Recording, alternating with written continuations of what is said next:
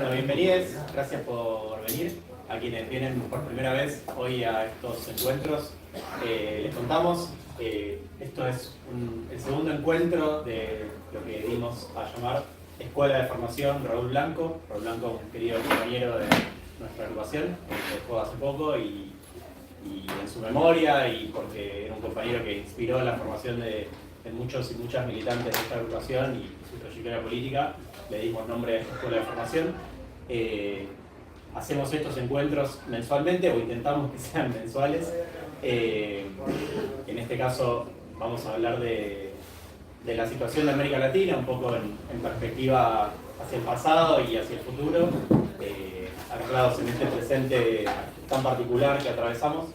Nos van a acompañar Joaquín Rivera, secretario de Relaciones Internacionales del Partido Justicialista de la Ciudad.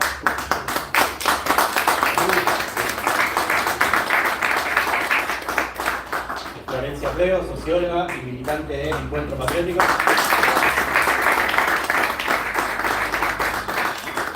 Y Paula Jiménez, integrante del CLAE, Centro Latinoamericano de Análisis Estático. Si algo dije mal, por favor me corrigen. Nada, queríamos hacer este encuentro pensando un poco en América Latina en un contexto muy particular, después de una época en la que parecía que lo que había sido aproximadamente una década de avanzada de procesos populares y progresistas, sufrimos unos cuantos golpes entre literalmente golpes de Estado y derrota por vía democrática, lo que parecía ser la consolidación de gobiernos y un proceso político de derecha, de nuevas características, hoy parece tambalear en el contexto de un mundo también en ebullición, en medio de una guerra en Europa que por más lejana que parezca nos atraviesa de diferentes maneras y afecta nuestra capacidad de desplegar política, nuestras economías y demás, y en un contexto de algunas victorias de gobiernos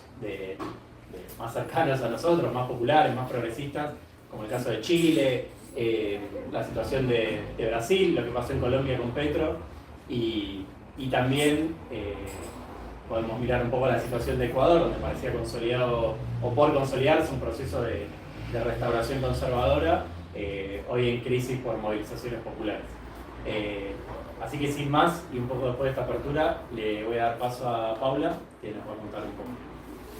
Bueno, buenas tardes a todos y a todas. La verdad que qué hermoso estar en una unidad básica.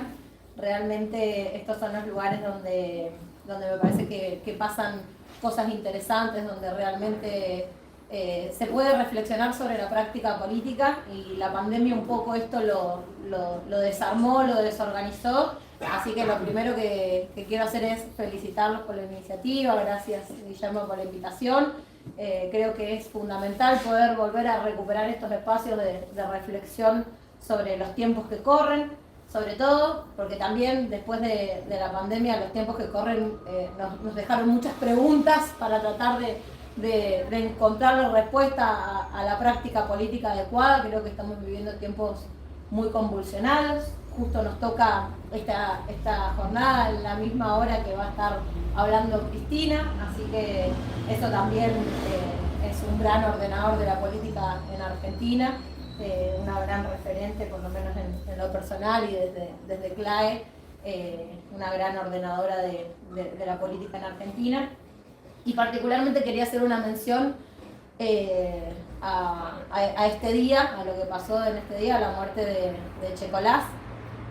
La verdad que es muy doloroso, me va a costar decirlo, particularmente porque me atraviesa en mi historia personal, este hijo de Yuta que se murió con la verdad y con todo tanto silencio que guardó durante tantos años, y no avanzaron las condenas para realmente poder reparar el daño que fue capaz de hacer, y que se lo llevó a la tumba como el verdadero hijo de Yuta que fue. Así que por los 30.000 compañeros y compañeras y por toda esa lucha que hemos llevado durante tantos años, me parece que es importante marcarlo porque nos atraviesa. Es realmente muy doloroso. A mí hoy cuando me enteré decir, nunca es suficiente, ¿no? Como pasó con Videla, ni que se haya muerto en un inodoro en la cárcel es suficiente para reparar el daño, así que me conforta mucho que nos encuentre acá, que nos encuentre entre compañeros, que nos encuentre reflexionando sobre la práctica y manteniendo firmes las banderas de memoria, verdad y justicia que nos identifican. Quería contarles un poco también sobre CLAE, porque parece centro de estudio y parece que fuéramos unos académicos y demás, pero en realidad somos una reinvención del proceso del macrismo, donde después de 2016 nosotros, un grupo de compañeros, somos militantes de la militancia universitaria, de un espacio que era un espacio de agrupaciones independientes, que siempre tuvimos como mucha prioridad en el tema de la formación política revolucionaria, desde un lugar profundamente revolucionario.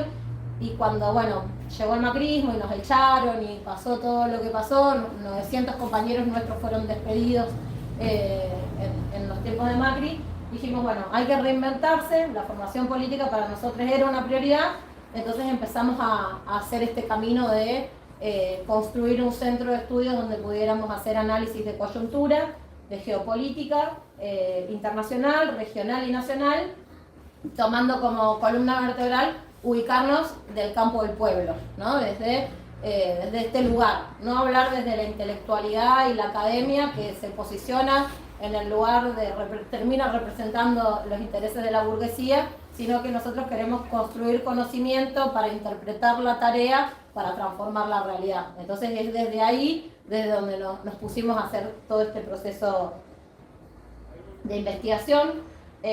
Metodológicamente, lo que les voy a compartir es un poquito del trabajo que venimos realizando. Nosotros hacemos un seguimiento de hechos de la realidad a través del seguimiento de la prensa escrita. A través de eso vamos ordenando los ejes de conflicto de las escalas internacional, latinoamericana y nacional, y vamos viendo, bueno, qué es lo que emerge en la agenda como hechos más importantes, y a eso tratamos de analizar con la intención de mirar los intereses y los programas políticos y las fuerzas sociales que se enfrentan, ¿no? El marco teórico metodológico es el materialismo histórico, y desde ese lugar tratamos de mirar fuerzas sociales enfrentadas.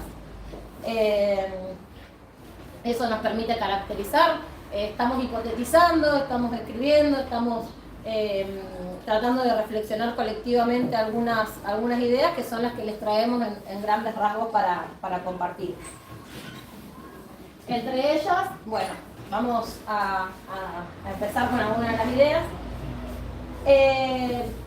Ya lo veníamos viendo en el proceso de aceleración de los tiempos sociales de producción que trajo la cuarta revolución industrial, todo lo que fue el desarrollo de la biotecnología, la nanotecnología, o sea, el desarrollo de las fuerzas productivas se veía acelerado, y con la pandemia nosotros planteamos esto de que la pandemia se volvió un catalizador de ese proceso que hizo que se volviera principal la mediación de la virtualidad en nuestras vidas, ¿no? Este fenómeno del aislamiento trajo consigo esta cuestión de que en nuestra vida, educación, recreación, trabajo, todo lo que nos podamos imaginar pasó a estar mediado a través de las plataformas, ¿no? Estábamos en nuestras casas y a través de estos dispositivos se empezó a construir un sentido y una forma distinta de llevar adelante las relaciones sociales de producción y las relaciones humanas, ¿no? En el término de cómo se construye la hegemonía y la dominación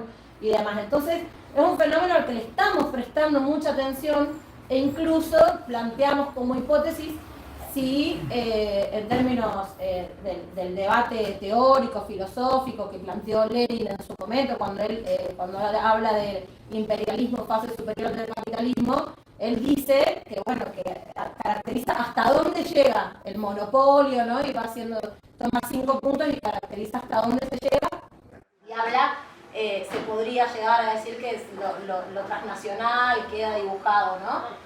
Sin embargo, este proceso de digitalización transforma estructuralmente al punto de que nuestra hipótesis es que estamos atravesando una nueva fase del capitalismo. ¿Qué tiene como consecuencia? un proceso de muchísima mayor desigualdad de la que vivíamos anteriormente. O sea, lamentablemente, este desarrollo de las fuerzas productivas, que podríamos decir ciencia, tecnología, medicina, podría estar al servicio de la humanidad. De hecho, lo vimos, una vacuna en un tiempo récord, pero sin embargo, la apropiación de esa riqueza socialmente producida sigue estando en unas pocas manos y se termina manejando como un negocio. Entonces, eso es un problema al que le prestamos atención, de hecho estamos en el proceso de escribir un libro, unos materiales para aportar al debate sobre eso, y decimos, bueno, ¿quiénes son los actores que se enfrentan, ¿no? Porque también aparece un sesgo de una mirada del siglo XX de que las potencias son países solamente, ¿no? Me parece que esto nosotros lo hemos denominado la aristocracia financiera y tecnológica, que son un conjunto de actores económicos, políticos y estratégicos, que son Elon Musk, Bill Gates, Zuckerberg, que eso lo vemos como más claramente, pero también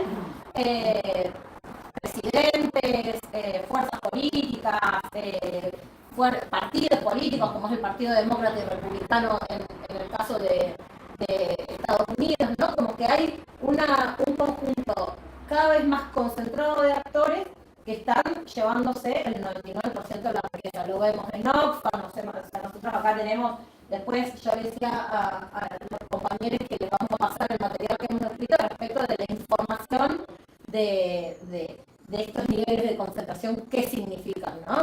En términos objetivos y con datos. Entonces, la pandemia, la guerra, que también es la guerra en Ucrania, también lo que nos permite explicar es quiénes se enfrentan. Es decir, bueno, es una carrera por un nuevo tiempo, por la apropiación de quién va a conducir ese nuevo tiempo, quiénes son los que se enfrentan. Bueno, creo que la guerra de Ucrania permite explicar un poco esta cuestión de decir, bueno, evidentemente es el G2 del que todo el mundo habla, con una complejidad. Nosotros cuando decimos G2 lo ampliamos un poquito, no son solo países, sino las corporaciones y las alianzas que hay detrás de eso en términos de bancos, de empresas tecnológicas, laboratorios, la carrera aeroespacial, etcétera, farmacéutica y demás. Son ese conjunto de actores que conforman ese G2 que se enfrenta para disputar un nuevo orden, ¿no? Entonces, cuando decimos G2, decimos lo más fácil para poder caracterizarlo es Estados Unidos y China, ¿no? Entonces vos ahí podés ir viendo quiénes son esos dos proyectos.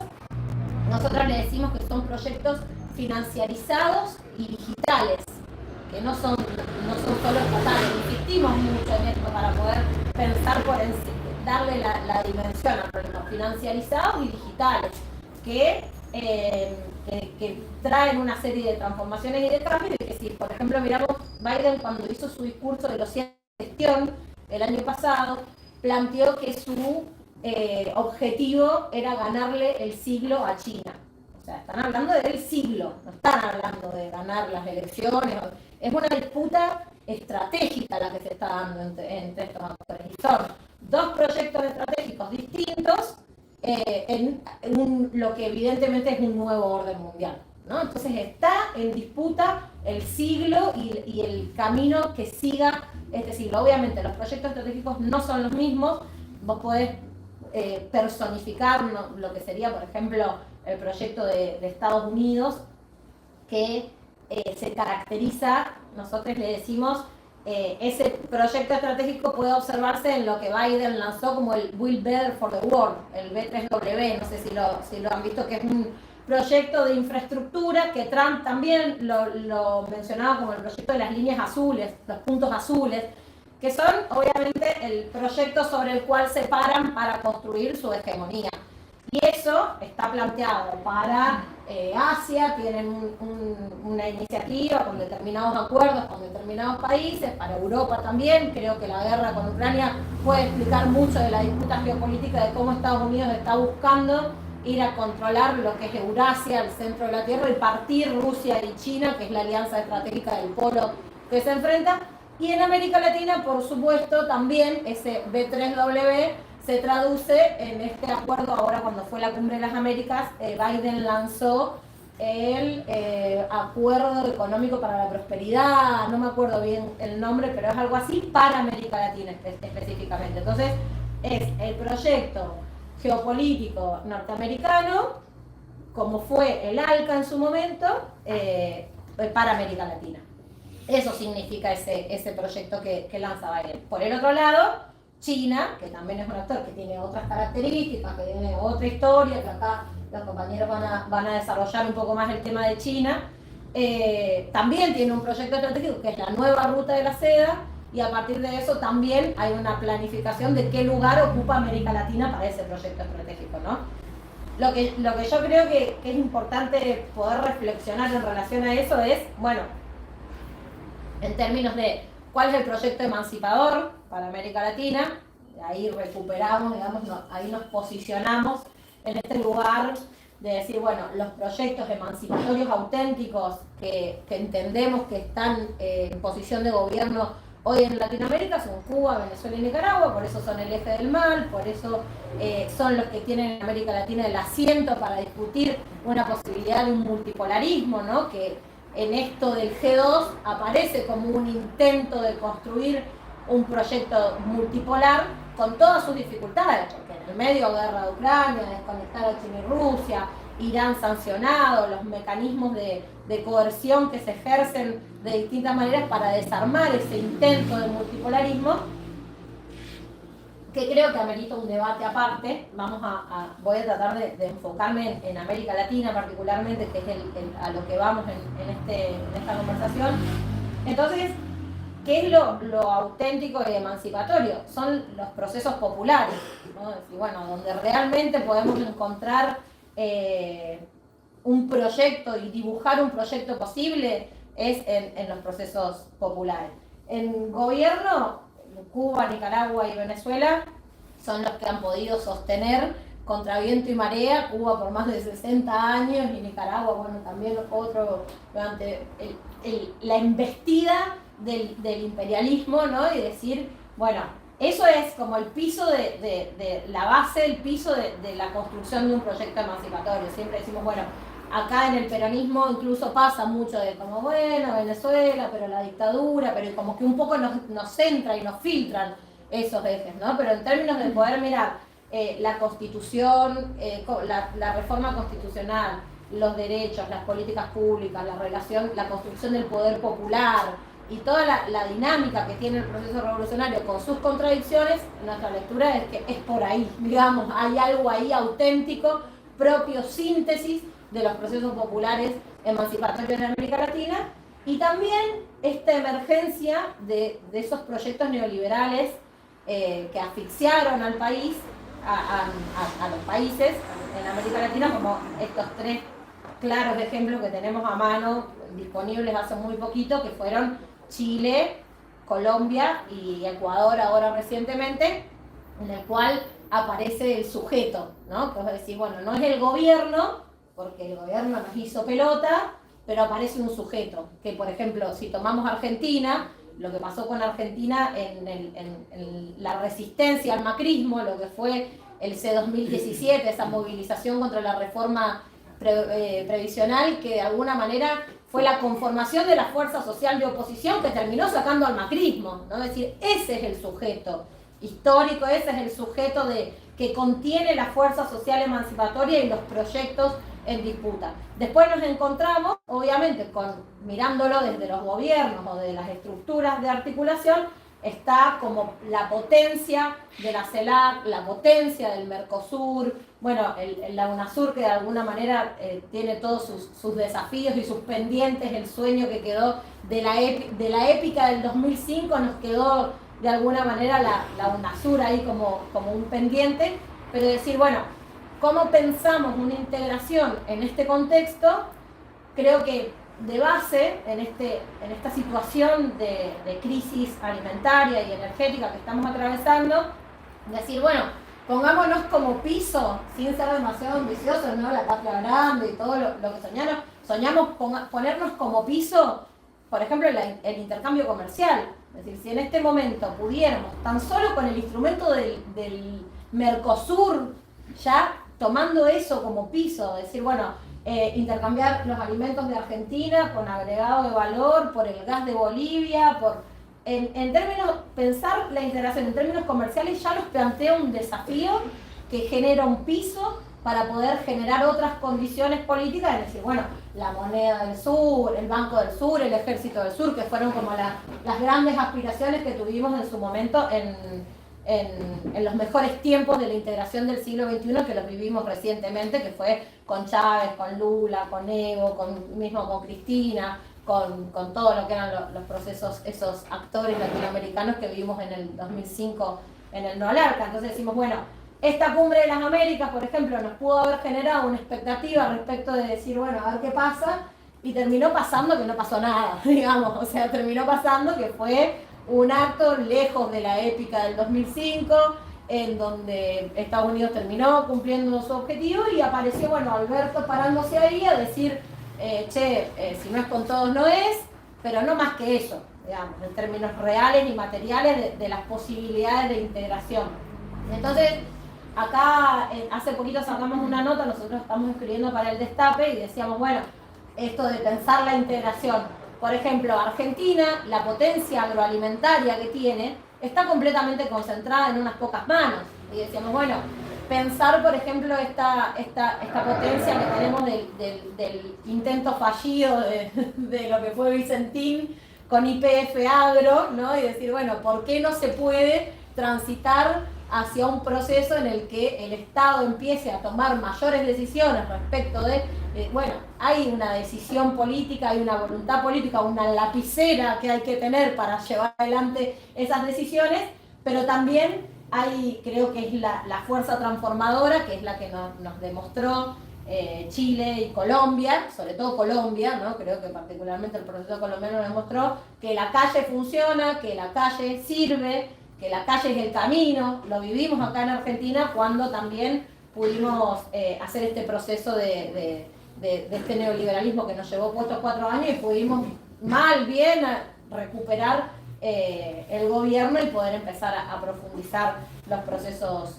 populares. Ahora que estamos en una unidad básica, que somos militantes de base, la pregunta es, bueno, ¿cómo empujamos desde, o vos decís, Cristina y Alberto, o arriba se va a construir una unidad, porque sabemos que lo que hay enfrente es tremendo. Entonces, buena, mala, no sé hasta qué punto vamos a tener posibilidad de incidir sobre eso. En clave no creo que la tengamos, digamos, por ejemplo, pero va a haber una síntesis. Entonces, ¿qué le aportamos desde la base, desde la militancia, a esta necesidad que tenemos de empujar y de profundizar y de exigirle a este gobierno, así como Chile tiene que exigirle a Boric, así como el pueblo colombiano va a tener que presionar sobre Petro y sobre Francia, porque los sectores corporativos meten sus programas, lo del acuerdo del FMI en Argentina fue un claro ejemplo. Entonces decir, bueno, ¿cómo pensamos estas consignas para pensar la soberanía, para construir una integración posible sobre algunos pisos, ¿no? Y en esto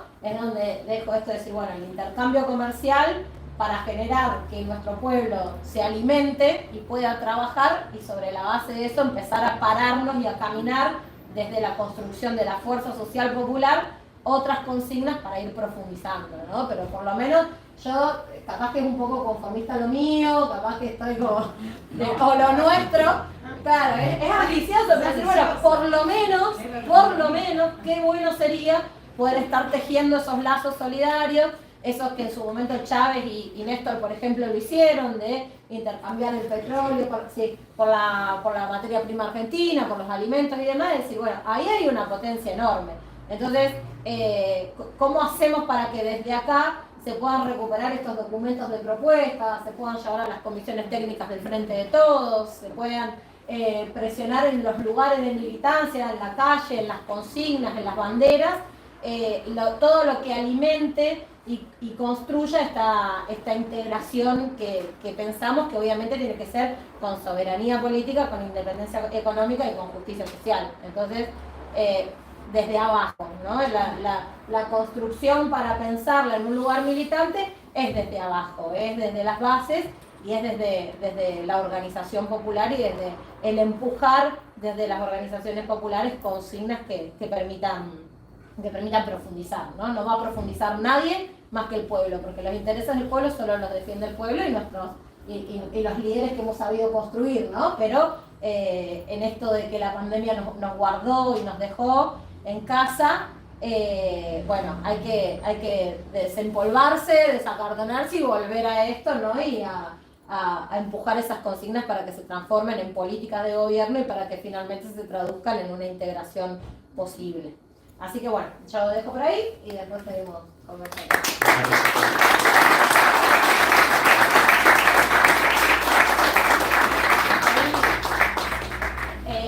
Un saludo, están los compañeros de CLAE también, Matías, Emilia, Lina, Damián, gracias por estar. Bueno, muchas gracias, Paula. Joaquín, ¿Voy yo? de China. Bien, exactamente, muy bien. Yo me voy a parar porque soy un poco inquieto, entonces cuando hablo me muevo y vamos a trabajar un segundito rápido con este PowerPoint. La idea, perdón la cámara, la idea cuál es la siguiente. Nosotros venimos trabajando y estudiando la relación de América Latina y China, ¿sí? Hace ya varios años, y hay un responsable de esa situación que está por acá, que es mi hermano, Mauro, que se esconde por ahí, que la relación nuestra con China y mi relación personal con la República Popular de China empieza haciendo una promesa a un hermano. Mi hermano, cuando termina el secundario, le insistimos con que estudie algo y él dice, voy a estudiar chino. Hace 8 o 10 años atrás, ¿no? Entonces dijimos, pará, bueno, sí, pero tenés que estudiar algo más. No, voy a estudiar chino. Bueno, ¿Dónde está el hermano? está por ahí está escondido. Ahora en un rato podemos un visionario. Chino mandarín, exactamente. La cuestión es que yo le dije, bueno, vamos a hacer una cosa. Si vos estudias chino, cuando vos te vayas a China, yo me voy con vos. Esa fue una promesa que le hice hace 10 años, Mauro, más o menos, 10 años atrás.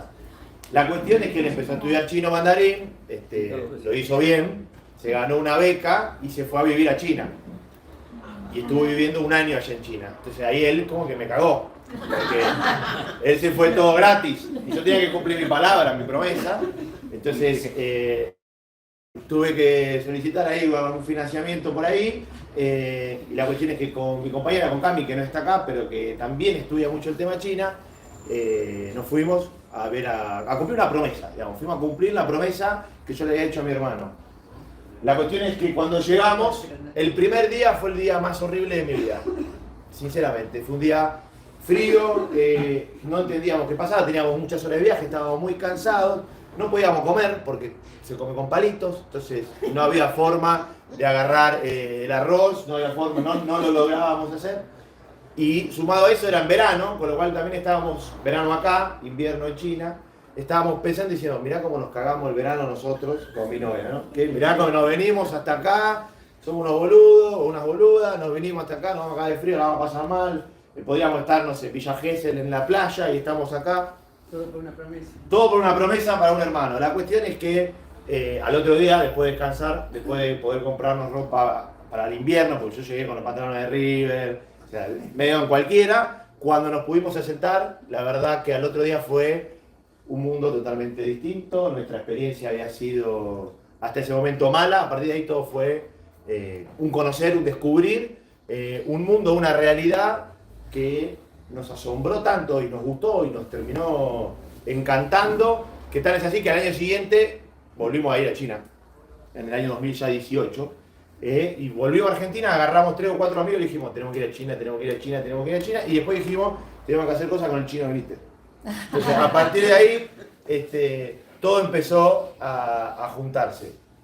Cuento esta historia para hacer una especie de introducción, porque al principio China nos parece algo lejano, nos parece algo raro, algo que no conocemos, que no entendemos, y un poco la idea hoy es intentar compartirles qué es lo que está pasando en China en los últimos siglos, haciendo un pequeño y rápido raconto histórico, pero cómo esa cosa que está pasando en China, este proceso histórico que están viviendo los chinos, va a pegar y va a influir de forma directa en la realidad de nuestro continente.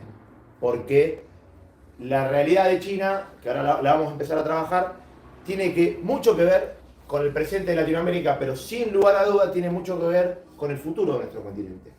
Porque la guerra que está sucediendo en Ucrania, que compartía acá también la compañera, va a pegar derecho en el tema alimentos, está pegando derecho en el tema alimentos y está pegando derecho en el tema energético. Que la Argentina tiene esas capacidades o esos recursos para abastecer al mundo en esta etapa que viene, y a su vez uno de los grandes demandantes de estos temas es China. Entonces, este es el marco general, pensando en el futuro de Latinoamérica, incorporar el concepto y la idea de qué está pasando en China y de qué hablamos cuando hablamos de China. Acá este mapa es el mapa oficial que usan los chinos, pero es el mapa donde China piensa y se ordena y cómo mira el mundo la República Popular China. Pero para que nos ordenemos, mira, acá tenemos Es Latinoamérica. el centro del Pacífico. Exactamente, el Pacífico en el centro, esta es la República Popular, ahí.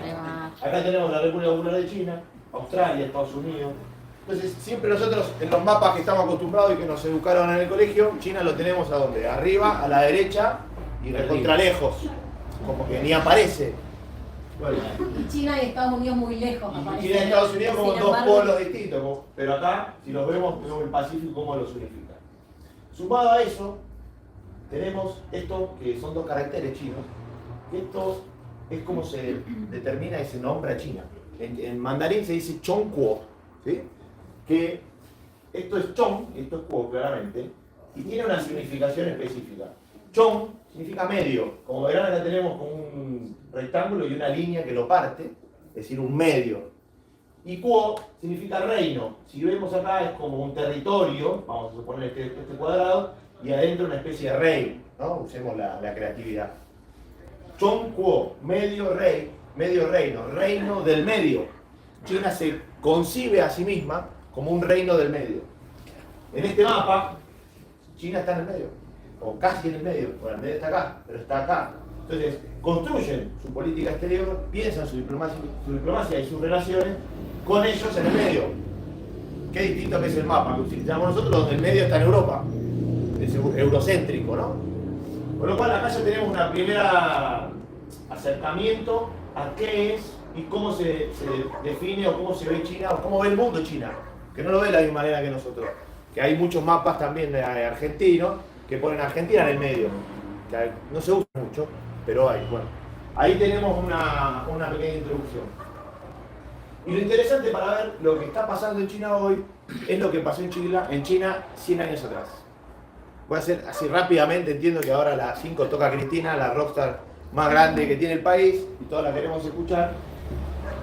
Pero si vamos con la otra diapositiva, si vamos, una más, perdón, esta. Vamos a cómo se constituyó la República Popular China. La República Popular China tiene la creación en 1949, o sea, es poquito. Ahora, la historia de China y las dinastías chinas llega hasta 3000 años para atrás. Pero la República Popular ni siquiera ha cumplido sus primeros 100 años. Ahora, si nos vamos para 1820, en 1820 China representaba el 30% del PBI mundial. El 30% en 1820. O sea, no es muy lejano. Acá recién estábamos empezando a constituirnos como Estado-nación. Pero en esa época, en el mundo, China representaba el 30% del PBI. O sea, era una potencia mundial. Tenía una incidencia contundente sobre la economía y de lo que pasaba. Ahora, comienza a través de distintas operaciones, principalmente desde los británicos y los franceses, y empieza la guerra del opio.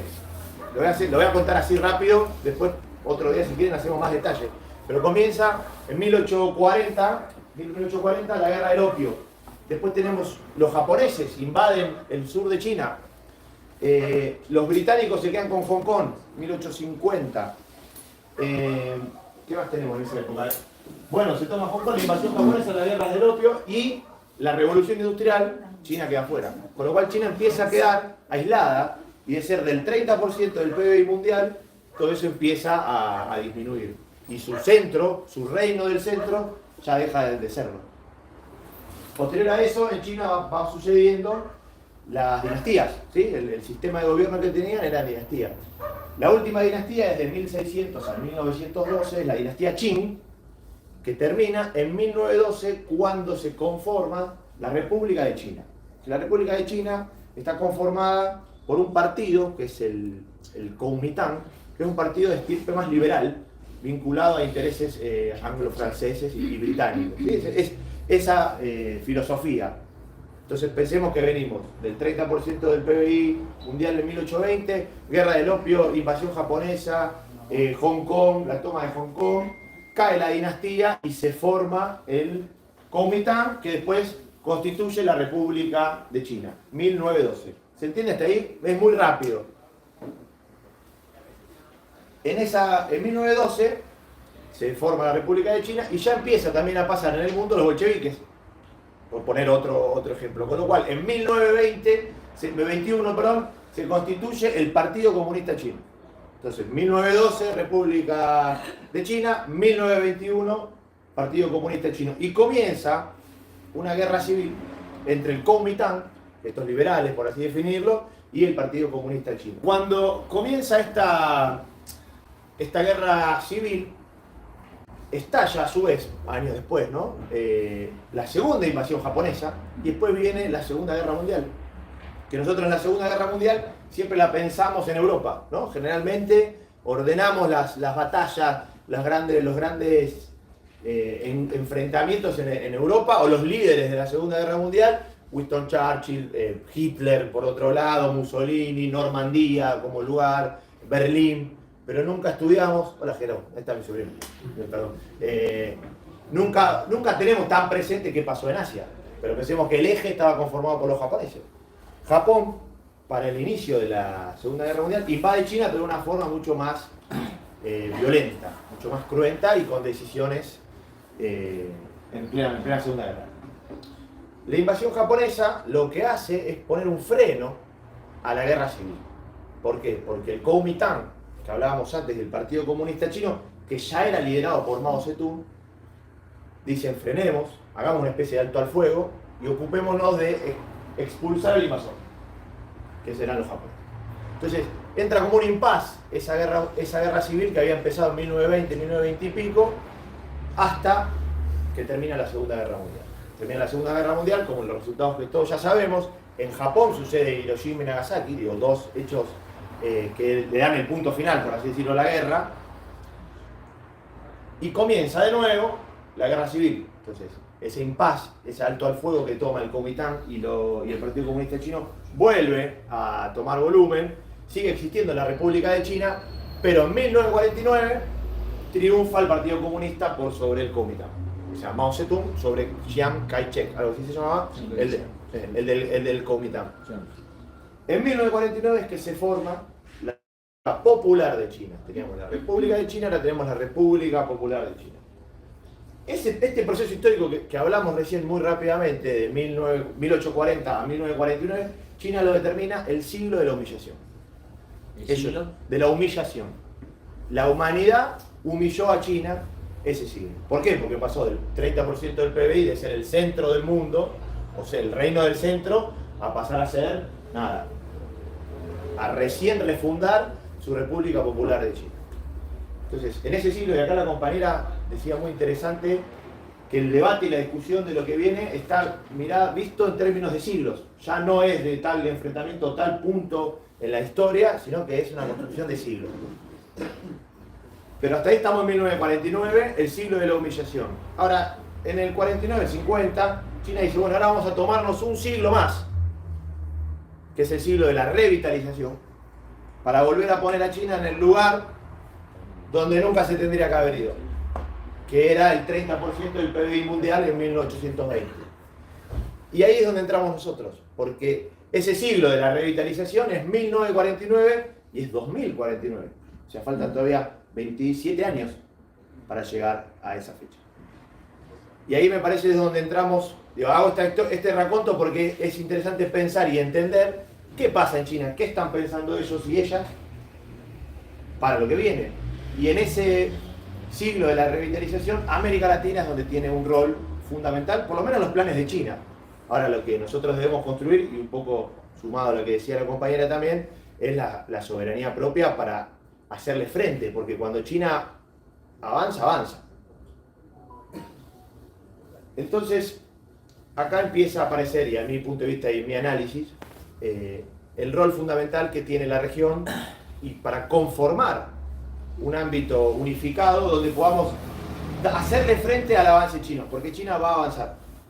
es indefectible. La pandemia lo frenó un poco. La pandemia lo que hizo, ¿se acuerdan que venían los chinos? La pandemia frena. Ralentizó. Exactamente, como pasó en todos lados. Ahora bien, la pandemia está llegando a su fin. Si Dios quiere, en corto plazo, casi que ya terminó. Ojalá que no tengamos ningún rebrote ni algo de que lamentarnos y que no nos acordemos. Claro. Entonces, cerró, sí, una más por favor. Con lo cual China lo que tiene para ofrecer, digamos, al mundo también, y lo que viene a traer a Latinoamérica, y que Argentina firmó en el último viaje que estuvo reunido con Xi Jinping, es la iniciativa de la Franja y la Ruta que se mencionó antes. ¿Qué es la iniciativa de la Franja y la Ruta? Es una propuesta que le hace China al mundo que tiene que ver principalmente con financiamiento de obras de infraestructura que permita mover más rápido la comercialización y mover más rápido la mercadería. Las rutas esas tienen distintos puntos. Puede ser, no solamente es a través del asfalto, por así decirlo, sino son rutas marítimas, rutas tecnológicas, rutas del internet. El 5G es uno de los temas que China viene también a instalarse. Y claramente en nuestra región lo que se sufre y lo que se opera constantemente es el antichinismo, le decimos, o el antichinos. ¿Por qué? Porque la Argentina tiene construida una visión de China vinculada a los supermercados. O no, todos tenemos, me hago cargo, una visión de que el chino es el supermercado. Ni siquiera decimos vamos al supermercado, vamos al chino. Entonces, un poco también es empezar a desandar y a deconstruir esa visión supermercadista de China y empezar a pensar a China como un país y una sociedad que viene a traer no solo otras formas de pensar y de relacionarse, sino que viene a traer inversiones vinculadas a la infraestructura. ¿Por qué China necesita esto? Porque es el principal o uno de los principales demandadores de energía y de recursos naturales. Alimentos o litio en este caso, que empieza a estar más presente. Entonces, lo que no puede permitirse China, o lo que va a trabajar para que sea más rápido, es que si yo tengo que sacar el litio de Jujuy para sacarlo al puerto, lo haga más rápido. Para que ellos necesitan de ese recurso específico. Hasta ahí es bienvenido. Hasta ahí está bien pensar cómo la propuesta de la infraestructura que nos hacen los chinos, la propuesta que tiene que ver con financiamiento, porque ellos lo que vienen a ofrecer es el financiamiento y en algunos casos el 100% del financiamiento. Tiene que ver con la capacidad económica que ha construido China estos últimos años, pero también tiene que ver con la falta de financiamiento que sufrimos en la región. Porque, por poner otro ejemplo, los Estados Unidos, con el proyecto que contaba la compañera, tampoco tiene grandes propuestas diferentes o tampoco viene a ofrecer financiamiento. ¿Cuál es el financiamiento que nos ofrece el Banco Mundial de Desarrollo? ¿Cuál es el financiamiento que nos ofrece el FMI? ¿Cuáles son los financiamientos? No, ninguno. Nos viene a ofrecer dependencia. Entonces, el proyecto de la Franja y la Ruta viene a poner en debate este tema, viene a ofrecernos este financiamiento. Voy a poner un ejemplo. La central nuclear, también, bueno, la compañía también es del área nuclear. China viene a ofrecer un financiamiento por 8.000 millones de dólares para la construcción de una nueva central nuclear en Argentina. ¿Quién podría oponerse a eso? Habría que estudiarlo si económicamente, cómo es el plan de pagos, por así decirlo. Pero eso se paga con energía. Y a nosotros nos permitiría inyectar en la red energética el 4% más de lo que se ofrece hoy las centrales nucleares, que nos quedan por 60 o 80 años instaladas en el país.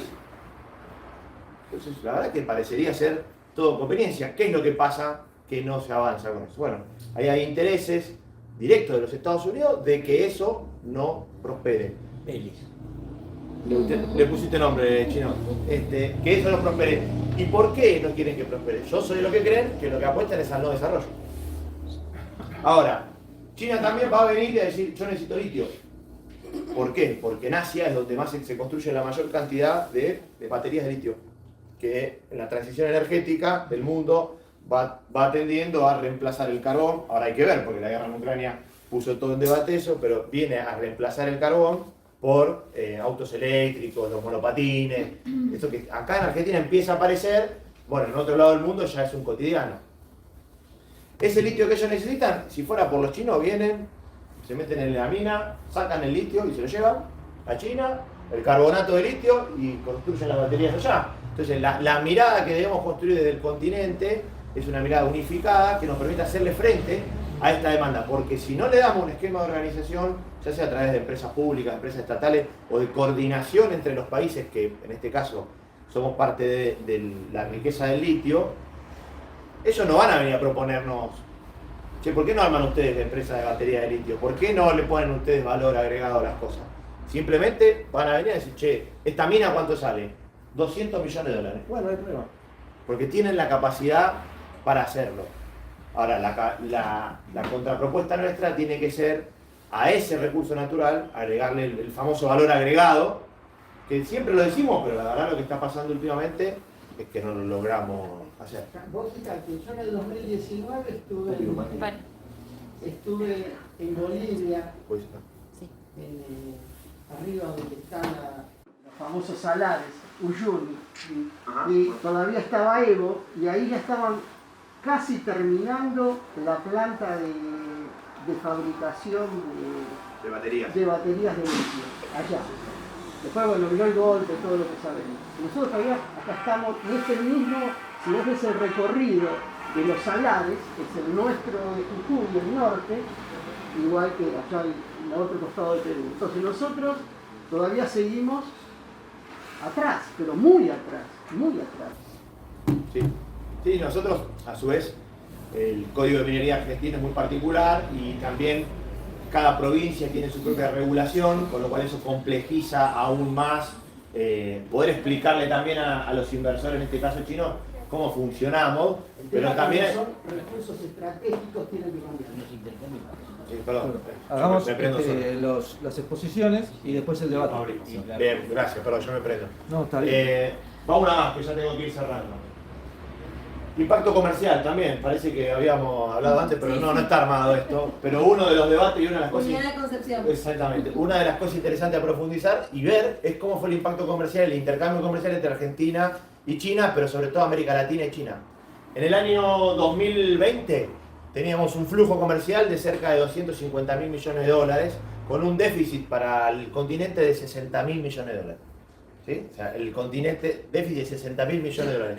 Para el año siguiente, o sea, 2021, el año pasado, el flujo comercial pasó de 250 a 450.000 millones de dólares y el déficit pasó a 6.000 millones de dólares nada más. O sea, pasamos no de ver, pero tener 60.000 millones de dólares de déficit la región a 6.000 millones de dólares de déficit, y eso no vino acompañado con una reducción del flujo comercial, sino que el flujo comercial se amplió. Con lo cual, hay mayores inversiones, hay mayor guita que entra y también hay mayor exportaciones que salen.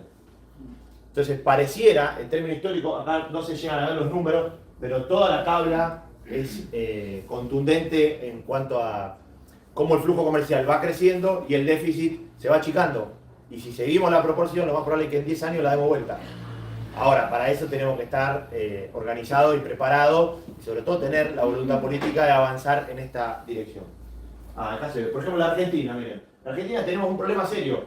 5.800 millones de déficit teníamos con China en el 2013, en el 2020 estamos en 4.000 y el año pasado fue en 4.500. O sea, no movimos la aguja, pero miremos a Chile. Chile, 3.000 a favor con el cobre en el 2013, 2020 9.000 y el año pasado cerró en 12.000 millones de dólares de superávit. Por lo cual también acá puede haber una respuesta a la compleja situación que tenemos siempre, que es la falta de dólares para avanzar con la producción. Brasil, 6.300 en el 2013, 2020, 33.000 millones de dólares de superávit. Todo vinculado con China, no general. Con lo cual, digo, me parece, y lo que yo vengo a traer, y para ir cerrando nomás, creo que queda una más, pero... lo que hablábamos antes de 59.000 a 6.500 abajo. Lo que hablábamos antes de pensar que en el futuro de América Latina China es una realidad, es un actor que nosotros tenemos que estudiar, tenemos que ver, tenemos que profundizar las relaciones con los chinos, tenemos que entender qué es lo que ellos ven, cómo conciben, por eso esta idea del mapa al principio, cómo ellos están entendiendo el mundo, cómo se ven a sí mismos, pero que tal vez una de las respuestas a la problemática que enfrenta el país y que a su vez enfrenta el continente, los chinos nos pueden dar, no la solución, pero por lo menos nos pueden dar una mano. Y la última cosa, y ya termino, desde el PJ venimos laburando, intercambiando relaciones con el Partido Comunista Chino, Y el Partido Comunista Chino y el Partido Justicialista tienen algunos puntos en común muy interesantes. Xi Jinping está planteando hoy una filosofía que es la de futuro compartido, ¿sí? Construir un mundo de futuro compartido. Es exactamente igual a lo que decía General Perón cuando hablaba de la comunidad organizada. Hay muchos puntos en común, claramente son mundos y realidades distintas, pero a su vez China, la relación interpartidaria le interesa mucho, porque en China el Partido Comunista es el partido de gobierno, con lo cual al Partido Justicialista nos ven como parte, replican su estructura y la utilizan, con lo cual nos están dando mucha pelota en el buen sentido. Por ahora solo venimos compartiendo a través de seminarios, encuentros, reuniones virtuales, pero cuando la pandemia nos lo permita, yo creo que ahí vamos a tener por lo menos la posibilidad no solo de viajar y de conocer, sino también de recibir y de profundizar esos intercambios para dar algunas respuestas a estos problemas que recién planteamos. Nada más.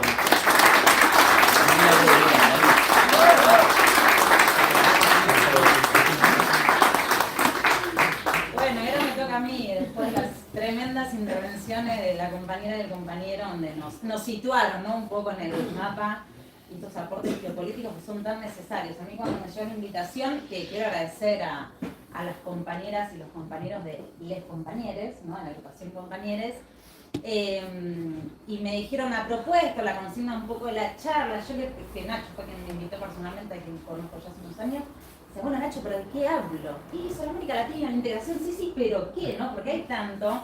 Entonces, a la hora un poco de pensar la intervención de hoy, dije, bueno, vamos a jugar con estas temporalidades, ¿no? Vamos a jugar con el pasado, con el presente, y ¿sí?, a mirar este futuro. Y eran las cosas que a mí más me interpelaba, o que quizás más me interesa discutir, porque, y esto es otra cosa que quiero destacar y resaltar, que es este encuentro, ¿no? Estar hoy, un sábado, un 2 de julio, digo que no es cualquier fecha para los que estamos aquí presentes, y como bien señaló la compañera, amanecimos con una noticia que creo a todos nos ha impactado y nos ha tocado de distinta manera, o la misma, entiendo. Pero bueno, estos espacios, ¿no? Volver a encontrarnos, a reunirnos, a discutir política y a formarnos, ¿no? Algo que parece que está tan olvidado, bueno, recuperar estos espacios es fundamental. Y volviendo, retomando, y bueno, ¿de qué puedo hablar? Y a mí una de las cosas que más en este tiempo me está convocando es la discusión en torno a esto que llama el nuevo ciclo progresista en América Latina, que creo que sirve para pensar el presente, pero con una mirada en el pasado reciente, con, por supuesto, una perspectiva futura en el corto o mediano plazo. ¿No? Esta idea de, bueno, estamos ante un nuevo ciclo en América Latina, ¿qué tiene de novedoso este nuevo fenómeno, este nuevo proceso político y social que empezó con Alberto, cuando vemos algunas victorias político-electorales que hace poquito nos compartían un mapa, que hasta creo que lo compartió uno de los hijos de Bolsonaro, ¿no? Donde se lo veía América Latina con la hoz y el martillo, ¿viste? Porque en América Latina comunista. Digo, más allá de esa banalización, bueno, pensar qué tenemos ahí, ¿no? ¿Qué fenómeno podemos avisorar? Retomo lo que decía la compañera, que se me fue a Lenin. Bueno, yo también traigo, me voy allá a la Segunda Internacional. Y volver a traer el debate, ¿no? a reeditar este viejo debate, pero siempre vigente, sobre reforma-revolución, que creo que también me parece que compete a este momento histórico. Entonces, más allá de las nuevas nomenclaturas, ¿no? de los cambios de época, de la época actual en la que estamos viviendo, me parece que un poquito de eso tenemos que retomar para discutir el presente político en nuestra región. Y con esto recupero, como decía recién, una mirada histórica que me parece que es lo necesario para pensar también esto. Recién la compañera decía, bueno, lo que fue la cumbre, está bien, el discurso dijo algo que quedó ahí, pero bueno, imaginémonos 20 años no, un poco menos, 15 años atrás, era otro mapa.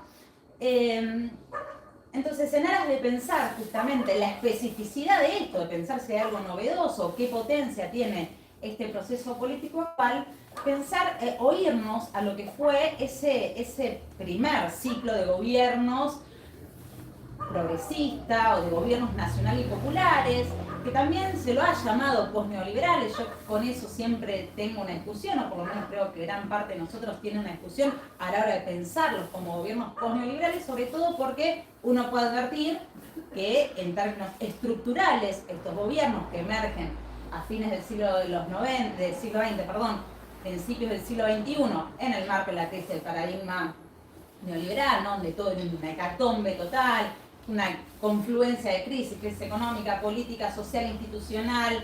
Nos querían convencer que era el fin de la historia y los pueblos venían y irrumpían y se llevaban puestos los sistemas políticos tradicionales con sus partidos, venían a decir, bueno, esto ya está, esto no va más, que sentaron las condiciones de posibilidad para que estos gobiernos, digamos, puedan emerger, y sin embargo uno podía advertir ciertas continuidades. Bueno, recién la compañera hablaba, ¿no? Cuando planteaba las matrices o el modelo de acumulación, bueno, cómo se fueron en ciertas cosas sosteniendo. En América Latina, muy aparte en ese momento, con un viento de cola muy a favor, con el boom de los commodities, pero cómo se mantuvieron, digamos, estas economías financiarizadas que mal o bien son lo que determinan en términos estructurales la cosa. Por eso esa discusión en torno a el post-neoliberalismo, advirtiendo estas continuidades en términos estructurales, es toda una discusión. Por eso yo prefiero llamarlos gobiernos nacionales populares o progresistas, depende, digamos, el caso que se esté, o el país que se esté abordando. Lo que sí es claro es que en América Latina vino que fue un terremoto, ¿no? Que mal o bien alteró todo, alteró aquellos países donde estos procesos fueron posibles, ¿sí? Como aquellos en los que no. En aquellos países donde las fuerzas derechas continuaron en el poder, bueno, también tuvieron que adaptarse a este cambio de época, ¿no? Digo, es algo que no pasó inadvertido para ninguna de las fuerzas políticas, ni la izquierda ni la derecha, ni las que están en los gobiernos, ni las que están en la oposición, ¿no? El mapa político se reconfiguró. Y se reconfiguró también la integración regional, ¿no? Esto que recién venían señalando los compañeros, bueno, cómo se fue tiñendo el mapa latinoamericano, cómo se construyeron o cómo las plataformas existentes de integración regional se resignificaron, como en el caso del Mercosur, cómo se construyeron nuevas, como fue la CELAC, como fue el UNASUR, qué intervención tuvieron estas plataformas de integración regional. Recuerdo cuando fue el intento de golpe de Estado contra Rafael Correa, allá en el 2010, que hubo una cumbre que tres teléfonos de tres presidentes y estábamos todos acá ¿qué era? La Cancillería, acá en Retiro, todos reunidos, ¿no? Cómo eso después empezó, esa integración y esa intervención que tenían estas plataformas, empezó a entrarnos en otra fase un poco más allá de baja intensidad, por ejemplo, o no mucho tiempo después, con el impeachment y golpe de Estado contra Dilma Rousseff, ¿no? De ahí ya, bueno, y ni hablar actualmente, pero digo, bueno, algo había cambiado en América Latina, y digo, más allá de estas persistencias en términos estructurales que uno puede advertir, sí, bueno, o esto que justo hoy hablaba la mañana con mi compañera, decíamos, bueno, recuerden cuando Cristina decía, lo miraban los empresarios y le decía, ustedes fueron los que más ganaron, el gobierno que más plata les dio. Claro que sí, claro que sí.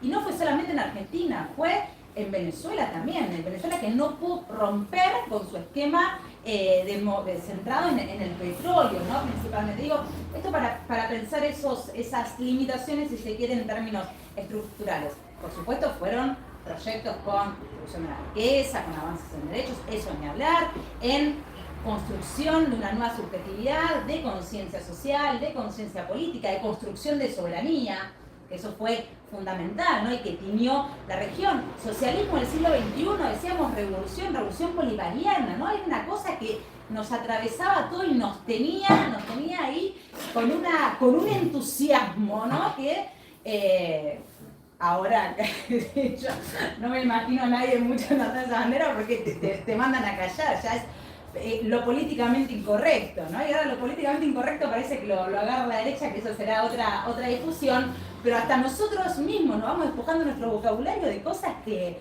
eran banderas. Bueno, Perdón que me voy un poco de tema, pero digo, bueno, en este momento claramente se empezaron a configurar los campos políticos ideológicos que se sentaron con mucha fuerza, la izquierda, el nacional, los sectores nacional populares, el progresismo, como queramos llamarle, y la derecha, ¿no? Me parece que este fue un momento que fue crucial y donde yo sí digo, bueno, esto sí es un proceso revolucionario. En esta discusión, reforma-revolución, posiblemente tengan acá algunas discusiones, pero yo digo, sí, sin duda alguna. Bien, esperen que yo me quise ordenar un poco para no irme mucho de eje.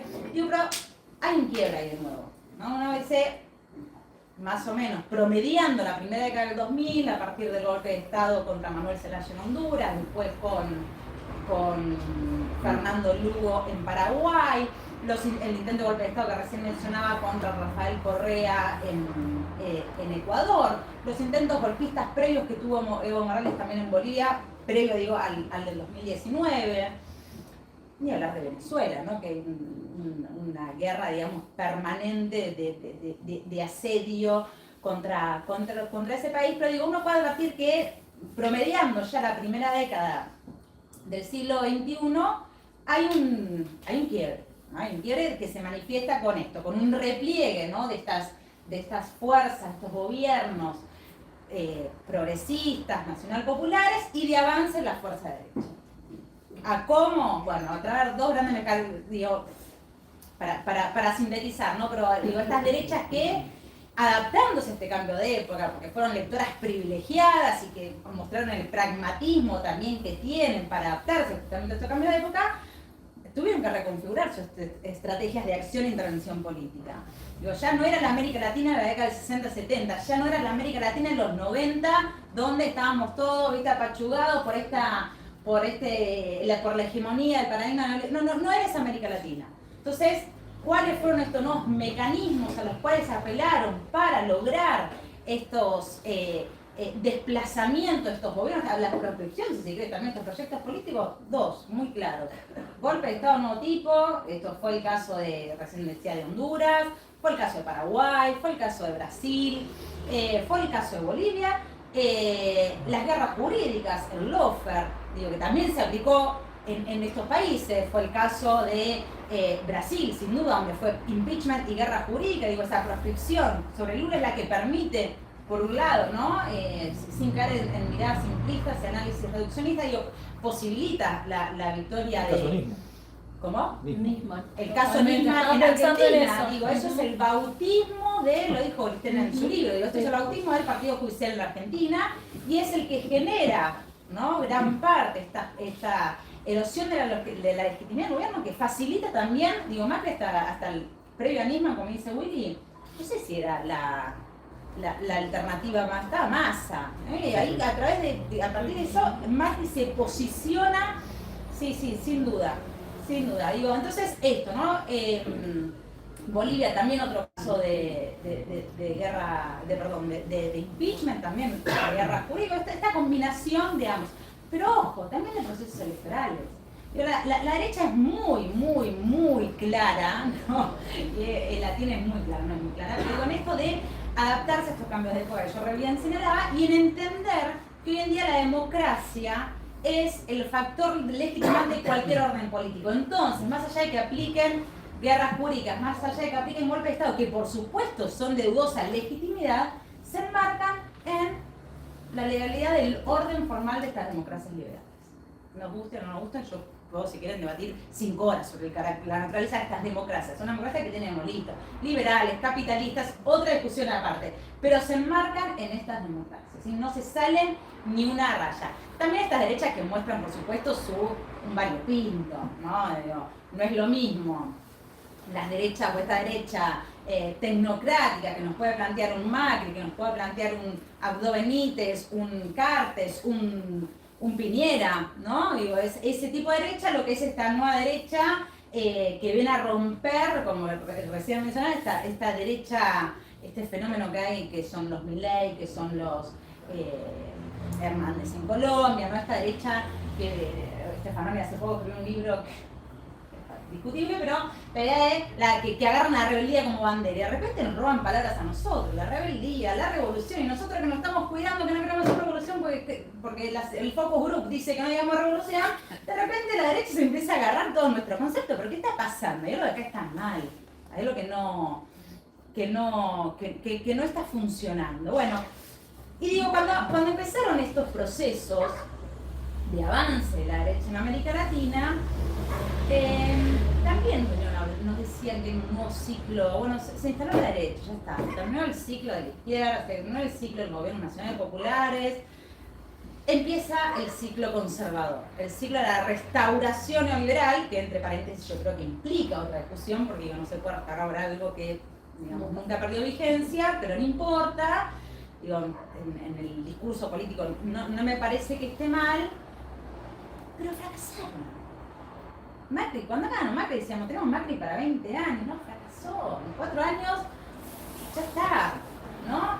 Ahora bien, fueron despiadados, ¿no? Digo, en todos lugares donde la derecha fue despiadada, en Argentina, en Brasil, fue despiadada, ¿no? Es un proceso justamente de contrarrevolución, de alguna forma viene la contrarrevolución, fueron despiadados. Y emerge ahora este nuevo ciclo, que es un poco lo que a mí me interesaba, de gobiernos progresistas, con Alberto en Argentina, AMLO en México, Castillo en Perú, bueno, en Chile, en Colombia, digo, todo y vuelvo al inicio, ¿no? Que nos dicen, bueno, hay un nuevo mapa en América Latina. Bueno, yo me preguntaría, ¿no? Un poco por la naturaleza de este nuevo ciclo y si es posible hacer una línea de continuidad con ese ciclo de principios de siglo.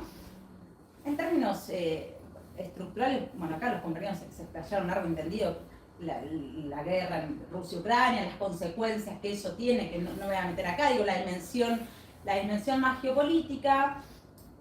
El otro tema está en la cuestión de la subjetividad, me parece que también lo decía acá la compañera, ¿no? Hoy en día hablar de Venezuela, hablar de Nicaragua, ¿no? Está prohibido. Es terrorismo. A lo sumo alguno puede llegar a tener ahí un gesto de, bueno, che, no sean tan... Pero nada, no es algo que está prácticamente anulado de la agenda política, que incluye la militancia, ¿no? Lo cual es lo más llamativo. La derecha termina imponiendo a la gente y nos dice acata, y se pierden, digamos, estas banderas que han sido, históricas. Bueno, y lo otro es, bueno, la pandemia, que también acá no voy a indagar en eso, la herencia de los gobiernos que dejó la derecha, ¿no? La deuda externa, los acuerdos con el FMI, ¿no? Que eso obviamente incide y condiciona el proceso político. La integración regional, que es lo que recién decíamos, bueno, ¿qué pasa con estas plataformas de integración regional? ¿No? Con un Mercosur que nace en pleno neoliberalismo, el Mercosur, digamos, tiene su propia naturaleza, después se va adaptando en función de los procesos políticos y los cambios que hay, pero, digamos, es el Mercosur, pero digo, la UNASUR, la CELAC, ¿no? Está, me parece bastante desmantelado, lo que, perdón, no mencioné, se me pasó, lo que fue el no al ALCA.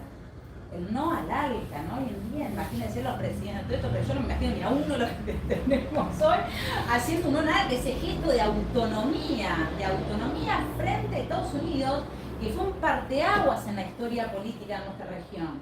Fue un parteaguas. Bueno, yo hoy miro Chile, ¿hay condiciones de posibilidad para que se produzca una ruptura de esas características? Yo lamentablemente no soy tan optimista con el ciclo que tenemos. Pero digo, bueno, en esto y acá meto un poco de optimismo histórico, digo, en esta discusión de pensar lo nuevo, qué relación hay, ¿no? Entre lo que fue lo de ayer con lo de hoy.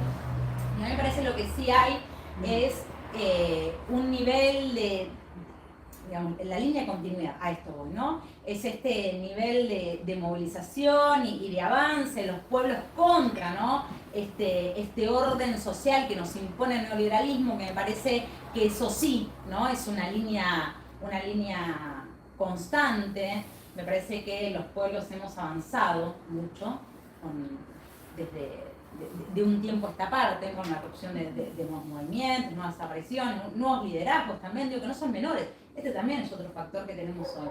Digo, de todos estos gobiernos que hay en la región, una de las grandes falencias que hay es que no están los liderazgos históricos. Digamos, no están porque no están físicamente y otros porque, en el caso de Cristina, es la vicepresidenta, en el caso de Evo, porque no se puede... Digo, pero no está tampoco, que es algo tan fundamental a la hora de construir liderazgos en América Latina. ¿No? Acá ya no voy cargado con la sociología, pero digo, me parece que no es un dato menor, hay que decirlo así, digo, en América Latina los liderazgos políticos, ¿no? Es una cosa que es imposible. Bueno, eso hoy en día no está. No solamente no está, sino que un nivel de tensiones internas que también genera estas tensiones incluso en esos frentes donde estos líderes históricos sí están, como es el caso de Argentina, como es el caso de Bolivia, que también están con un nivel de tensiones permanente en esa alianza de gobierno. Pero bueno, digo, no me parece un dato menor. Así que, no sé, ¿qué más puedo decir? Que a ver si me queda algo más en el tapete, no sé cómo estoy de tiempo, creo que ya... Sí, por ahí minutos. No, bueno, no, pero no voy a redundar porque no viene al caso. Pero bueno, es un poco eso lo que quería traer hoy a colación. Me parece que si uno ve lo que pasó en Chile, ¿no? Como ese movimiento popular que empezó con la lucha estudiantil y que fue pasando, ¿no? Fue todo un proceso que más o menos antes de que lleva todo este siglo terminó coronando un presidente, ni más ni menos, ¿no? Me parece que ver eso en perspectiva, ver lo que pasa ahora en Brasil, donde Lula posiblemente gane, pero va a ganar con una alianza electoral que bien es una alianza electoral, digo, que posible, a ver, no lo precisa, creo yo, para lograr la victoria político-electoral. Lo necesita para gobernar. Ahora, también, todos sabemos, y Lula lo sabe mejor que nadie, no voy a venir yo a explicar la Lula, pero digo, fue esa misma alianza política que en el 2016 le hizo el impeachment a Dilma, ¿no? Digo, son los mismos actores. Brasil, bueno, tiene un sistema político partidario muy particular, una forma de ejercicio de gobierno también muy particular, que posiblemente se nos aleja bastante, no se nos aleja, pero bueno, es distinto. Digo, está yendo de nuevo por una alianza de gobierno bastante llamativa, ¿no? Es todo un tema. Hay que, bueno, Perú con Castillo, ¿no? Que asume y lo primero que hace es deshacerse de ese partido de izquierda que lo llevó al gobierno y termina ahora de estar en un discurso político diciendo América para los americanos. América para los americanos. La doctrina. Claro, la doctrina Monroe, claro, ese es el tema. Entonces, cuando a mí me dicen esto es el no progresismo, solo yo no, perdónenme, pero no tengo tanta... Sí, total. Vos sabés, trato de ponerle, pero no, pero yo tengo un límite, un techo muy inmediato. Pero bueno, nada, ese era un poco el aporte, la discusión o los elementos para análisis que pensé que podían aportar a la discusión. Muy bien.